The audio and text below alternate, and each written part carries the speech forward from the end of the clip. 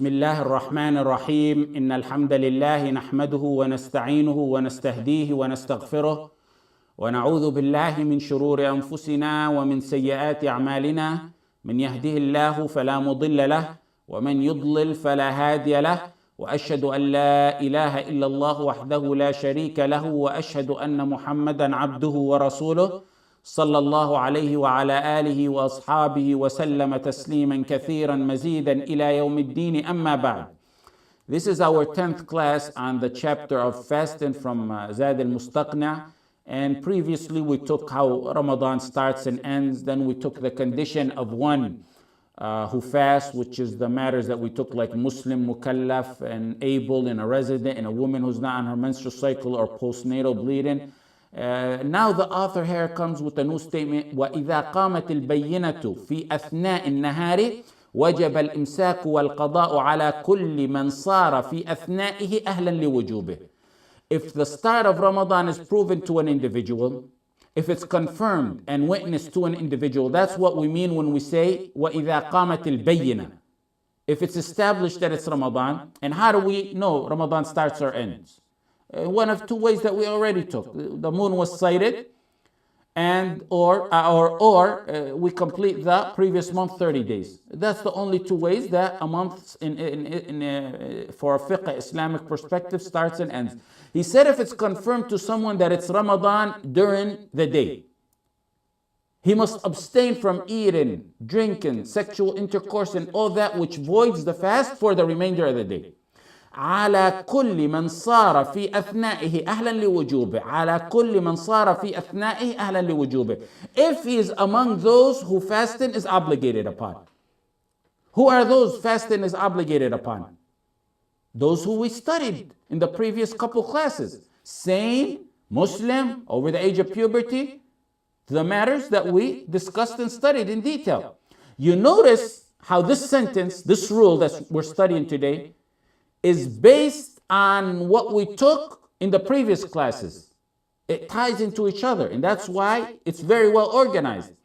He said if Ramadan is confirmed to you, how's Ramadan confirmed? We already spent some classes on that, the moon sighted, or we complete 30 days. Then the next sentence says, if you're among those who fasting is obligated upon. Who are those fasting is obligated upon? We took that in the previous two classes. Very well organized and structured. Although it may not appear so, but in reality, when you study the substance of fiqh, it's very well organized in structures. Our ulama took a lot of time to write this. The statement saying over here that we're trying to discuss is if you sleep not knowing it's Ramadan. You went to sleep, you don't know if the next day is Ramadan. You forgot, you didn't know, you didn't pray the Isha at the masjid. You go to the masjid the next day for Dhuhr, Asr, and they tell you, one of your friends tells you, it's Ramadan today. From that point on, the author is saying you must abstain from food, water, intercourse, and everything that voids your fast. It doesn't matter what part of the day. If you went to the masjid in Fajr, and after Fajr your friend told you, you know, today's Ramadan, you abstain there. If it was after Dhuhr, it was after Asr, you abstain for the remainder of the day from all that voids and nullifies a fast. Here, he says, if the proof has been established that Ramadan began, you do imsak, which means you abstain from eating, drinking, and intercourse. So the first opinion we have, is from the moment that it's been confirmed to you that this day is Ramadan, you abstain from eating, drinking, intercourse, and that which voids a fast. This is the opinion of the overwhelming majority of the ulama. Ibn Taymiyyah strongly advocated for this opinion. In fact, some ulama consider this opinion an ijma'. Ijma' is consensus, means agreed upon. Ibn Abd al-Barr rahimahullah said the only person I know who disagreed with this opinion is Ata rahimahullah. So if it's not an ijma', it's so close to an ijma'. That's the first opinion, and it is actually the correct opinion. The second opinion is what Ata rahimahullah said, and it was one of two opinions by Imam Ahmad. They said one is not obligated to abstain for the remainder of the day when he finds out if it's Ramadan. I could not find any fiqh books that had this opinion of the mother fiqh books who stated this opinion by other than Ata, and of course one of two opinions by Imam Ahmad ibn Hanbal. knowing nearly everything is disputed in fiqh, this is, if not an ijma', like I said, very close to an ijma'. What's the proof? عن سلمة بن الأكوع رضي الله عنه قال أمر النبي صلى الله عليه وسلم رجلا من أسلم أن أذن في الناس أن من كان أكل فليصم بقية يومه ومن لم يكن أكل فليصم فإن اليوم يوم عاشوراء. Salamat ibn al-Akwa said the Prophet ﷺ ordered a man from the tribe of Bani Aslam make an announcement. The announcement was what the Messenger ﷺ specifically told him to say, أن من كان أكل فليصم بقية يومه. This is a message for those who did not know that day was Ashura. He told his messenger, go announce that whoever has already eaten should fast from this day on. Fast from this point on. وَمَنْ لَمْ يَكُنْ أَكَلْ فَلْيَصُمْ فَإِنَّ الْيَوْمَ يَوْمُ عَاشُورَا. Whoever has not eaten should continue his fast. Today's the day of Ashura. Everyone was ordered to abstain from eating, drinking, meaning fast for the rest of the day. If you ate, fast from now on. If you didn't eat, fast from now on. Why are we comparing Ashura to Ramadan in this fiqh issue? Because if you remember, all this ties into each other. If you remember, in the start of the classes, maybe I think it's the second class, we said that Ashura was wajib. Ashura was the replacement of Ramadan. Ashura was fard, wajib back then, like Ramadan is today. It was abrogated by Ramadan. However, the rule that those who didn't know it was Ashura that day when the messenger made the announcement, sallallahu alaihi wasallam told his messenger to make the announcement, applies to those who didn't know it's a Ramadan day by analogy and qiyas. You're in the same status as those who found out it was Ashura back in the days when it was wajib. You don't say, you know what, I have to make this day up, so I'm just going to continue eating and drinking for the rest of the day. You do what the messenger of the messenger Muhammad sallallahu alaihi wasallam said. You abstain, you fast from eating, drinking, and all that which voids fast. You fast for the remainder of the day when you found out that today is the day of Ramadan. That's pretty much a very clear issue. The next issue is slightly more disputed. You found out during the day, you went to the masjid, your friend told you, you know today's Ramadan, you didn't know. You abstain. You fast from that point on. The next issue, do you have to make that day up? The author here says, وَالْقَضَاءُ. And you abstain and you make it up. Now the first opinion, and that's the opinion of the Hanabila, Shafi'iyya, and it's what the author of this book chose when he said wal-qada. And it's the opinion of the vast majority of the ulama. They say that one must make that day up after Ramadan. He abstains and he makes that day up. Why? Simply put, it's a day of Ramadan that person in reality didn't fast. As a rule, you must have intention before Fajr. We spoke on that. You must have intention before Fajr. This person didn't have that intention. The fact that he abstained and fasted the rest of the day does not mean he does not make up that day after Ramadan. They went on to say that fasting has a physical aspect to it or characteristic, which means to abstain from that which voids the fast. It has a second characteristic, which is to have the intention before Fajr. That makes a lot of sense. It seems like it's strong, but look at the second opinion. The second opinion is, they said it's wajib to make it up. The second opinion is by Ibn Taymiyyah, a Malikiyya, in a small group of ulama. It's a minority opinion that whoever abstained for the remainder of the day and he didn't know it was Ramadan, he doesn't have to make up that day. What's their proof? Their proof is in the hadith of Ashura that I mentioned earlier. When the messenger ordered, sallallahu alaihi wasallam, his messenger to make an announcement, to abstain from eating, drinking, and that which voids the fast for the remainder of the day. He didn't tell his messenger and also tell them, make up that day. The second proof, those who didn't know and they ate for a portion of the day not knowing it was Ramadan, it was by error and mistake. They ate, they possibly had intercourse with their spouses. This was before it was confirmed to them that it was a day of Ramadan. They didn't violate the month. They were merely ignorant that Ramadan has started. So they fall under what is exempted of forgetfulness and error. رَبَّنَا لَا تُؤَخِذْنَا إِن نَسِينَا وَأَخْطَأْنَا. Oh Allah, punish us not if we forget or fall into error. So they said this falls under what's exempted of error and forgetfulness. A third proof they used is qiyas, analogy. They compared this scenario to someone who mistakenly thought it was sundown at Maghrib, but it wasn't. He broke his fast, he thought it was sundown, but it wasn't.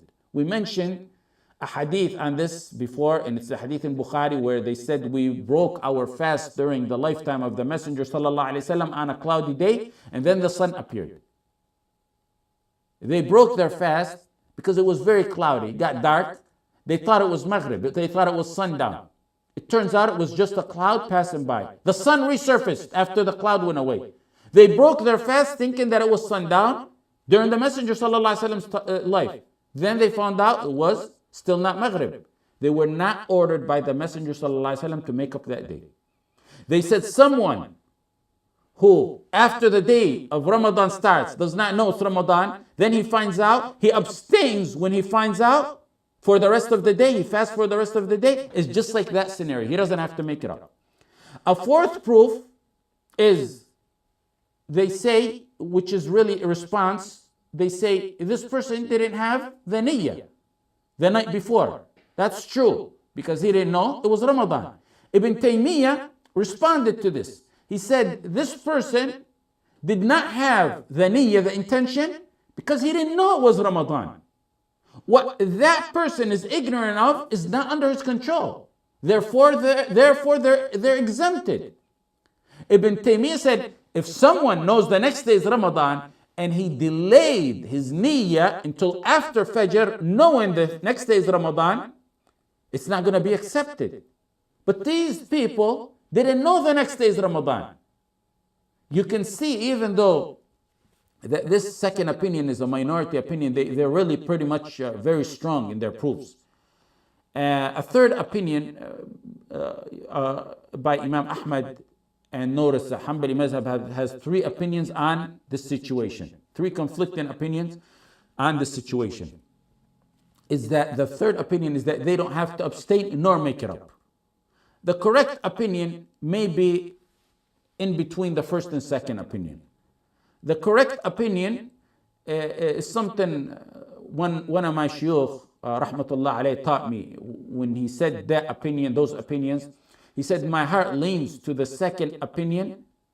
However, it's safer to make that day up.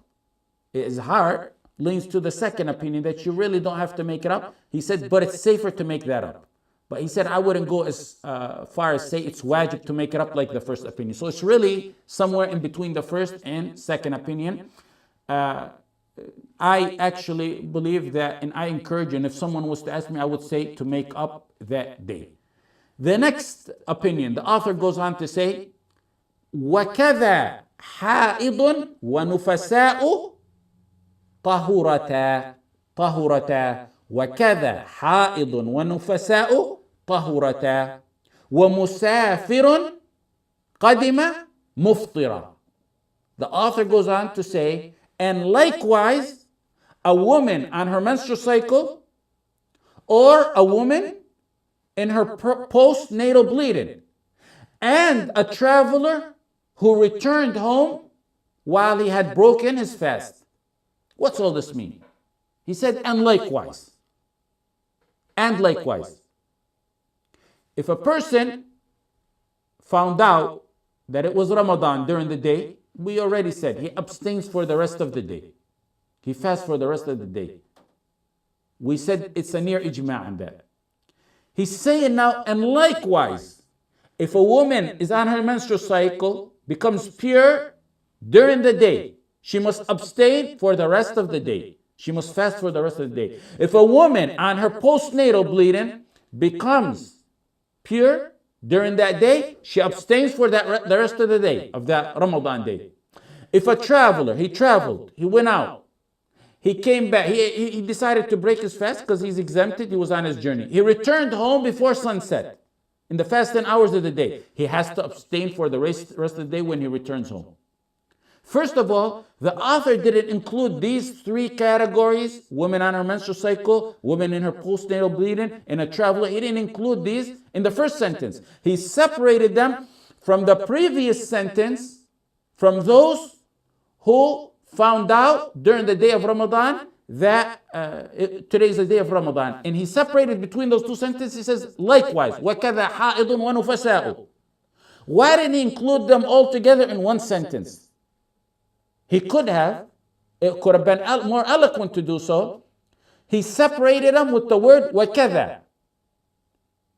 Because the answer to that is because these matters are greatly disputed. There's a trend in many of the fiqh books where they usually mention issues that have an ijma', consensus on them first, or a close to an ijma', like an overwhelming majority of ulama support that opinion, or a near ijma'.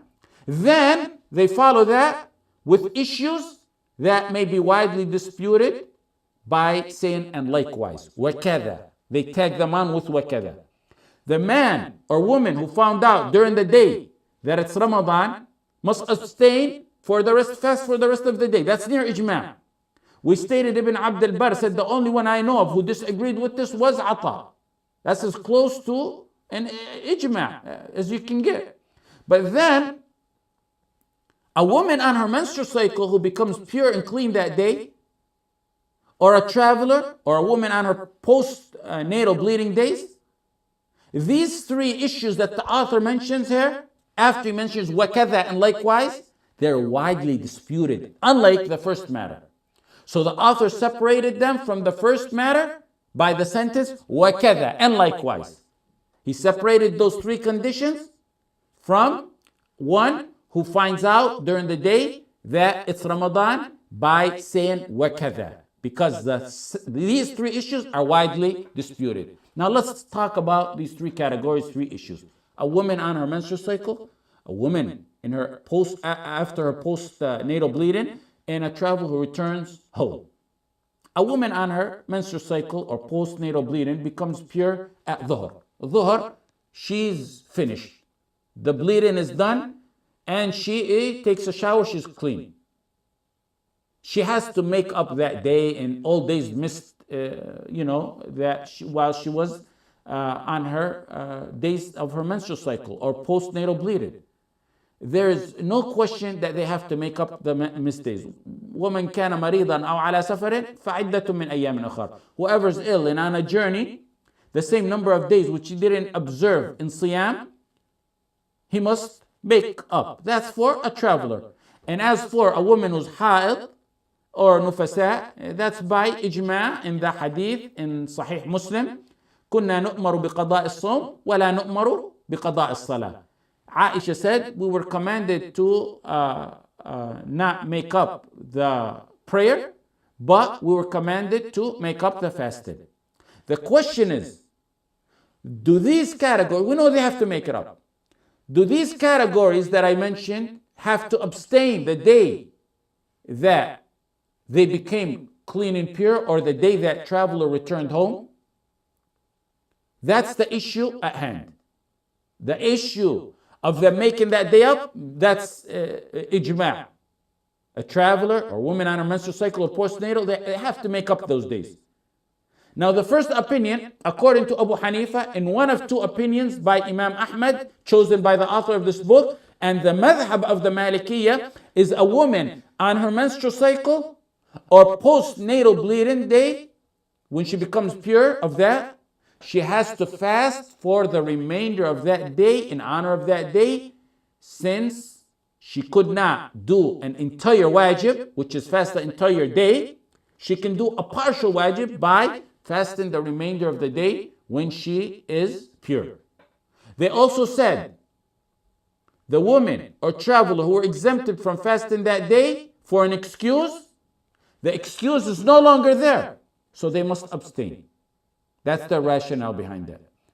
The second opinion is one of two opinions by Imam Malik and one of two opinions by Imam Ahmad. And it's the opinion of Imam Shafi'i, that a woman does not need to fast or abstain for the remainder of that day when she becomes pure. As long as, of course, what we mentioned before, she doesn't do it publicly. This opinion said, first of all, they were permitted to eat in the start of the day, so they can eat and continue eating for the rest of the day. Also, they said there's no benefit in them abstaining for the rest of the day, fasting the rest of the day. Someone who didn't know was Ramadan, and they found out, and he fasted, some ulama say, when he fasts the rest of the day, he doesn't need to make it up. We said it's safer to make it up. Here, a woman on her menstrual cycle or postnatal bleeding, or a traveler who returned home, there's no dispute that says they don't make it up. It's by ijma' that they must make it up. So the ulama here are saying there's no benefit in them fasting the rest of the day. The fact that she needs to make up that day regardless, and the fact that the traveler returned home needs to make up that day regardless, makes fasting the remainder of the day futile and useless. And a third, and a strong proof, is what is narrated in Ibn Abi Shaybah, that Ibn Mas'ud radiallahu anh said, "Man akala awwal an-nahar falyakul akhirah." Ibn Mas'ud said, whoever eats in the start of the day, like in scenarios that we mentioned, then he can eat throughout the day, to the end of the day. And this is the correct opinion. A woman who's on her menstrual cycle or postnatal bleeding becomes pure during that day, Dhuhr, Asr, or right before Maghrib, she does not have to abstain or fast for the rest of the day. A traveler who returns during the fasting hours to his home and family, and he decided on his journey to break his fast, and now that he's home, he doesn't have to abstain for the rest of the day. Of course, we stated before that this should be done in secrecy, in respect to the Ramadan and to Muslims, and also to avoid being accused. So, for example, a scenario that I can give you: if a husband returns from a journey he broke his fast on, he decided to break his fast because he is excused. And a wife at home that day became tahira, pure from her menstrual cycle. They can have sexual intercourse that day of Ramadan. It's halal and there's no kaffara.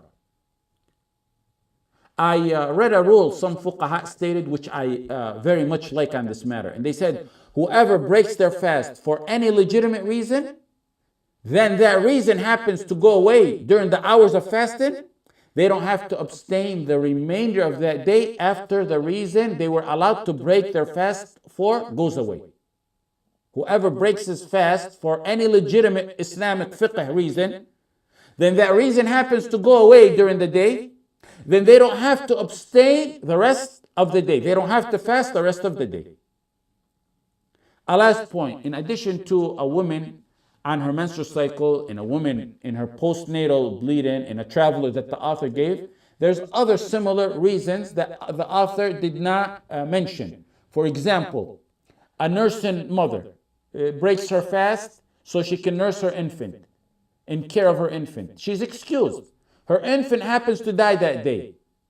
She broke her fast to nurse him. The infant, her son, happens to die that day. She doesn't have to abstain for the rest of that day. Another scenario, the reason is whoever breaks his fast for a legitimate reason, then that reason goes away during that day. They don't have to abstain for the rest of the day. The rule that I gave you. Another scenario, more practical, and the author, I'm not sure why he didn't mention it. Person who's ill. He broke his fast because he's ill. He's exempted. After Asr, he's as healthy as can be. The fever or whatever he had went away. He doesn't have to abstain for the rest of the day. Why? We told you. Whoever breaks his fast for a legitimate reason, then that reason goes away during the day. Now he's cured. He doesn't have to abstain. And we mentioned to you the statement that Ibn Mas'ud radiallahu anh stated in Musannaf Ibn Abi Shayba. So that's the opinion on this matter. جزاكم الله خيرا وصلى الله على سيدنا محمد وعلى آله وصحبه وسلم.